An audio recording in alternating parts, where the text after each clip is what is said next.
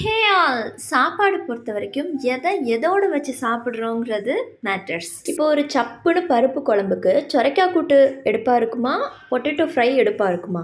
Potato fry தான். ஆனால் அந்த சொரைக்காய் கூட்டு வத்த குழம்புக்கு டேஸ்ட்டாக இருக்கும். இது வாழ்க்கைக்கும் பொருந்தும். இப்போது பணம் சம்பாதிக்கிறது ரொம்ப முக்கியம்னு நினைக்கிறவங்கள்ட்ட போய் அன்பை வாரி வாரி கொடுத்தா அது துச்சமாக போயிடும் இல்லையா? அப்போ அன்பையே கொடுக்குறவங்க முட்டாளும் கிடையாது, பணம் முக்கியம்னு நினைக்கிறவங்கெல்லாம் ரோபோட்ஸும் கிடையாது. ஸோ கொஞ்சம் நிதானமாக நின்று கூட இருக்கிறவங்களோட அருமையை தெரிஞ்சுக்கிட்டா நம்ம வாழ்க்கையை சேர்ந்து சிறக்கும்னு நான் நம்புகிறேன். இன்றைக்கி அதே மாதிரி காம்போல கீரை கடையல் வச்சு சுள்ளுன்னு புளிக்குழம்பு. இதுக்கு சொரக்காய் கூட்டு பண்ணால் எடுக்காதுங்கிறதுக்காக அதை வெங்காயம் வத்தப்படி போட்டு வதக்கி பண்ணியிருக்கிறேன். டேஸ்ட்டாக இருந்துச்சு. இந்த புளிக்குழம்பை நான் எப்படி செஞ்சேன்னு சொன்னால், உமா இந்த ரெசிபியை எனக்கும் சொல்லுன்னு கேட்பீங்க. ஒன்றுமே இல்லை, புளித்தண்ணியை கரைச்சி வச்சு நான் வீட்டிலையே திரிச்சு வச்சுருந்த புளிக்குழம்பு பொடி உப்பு போட்டு கொதிக்க விட்டு வெங்காயம் பூண்டை வதக்கி அதில் போட்டால் அவ்வளோதான், தாளிச்சு கொடுத்தா குழம்பு ரெடி.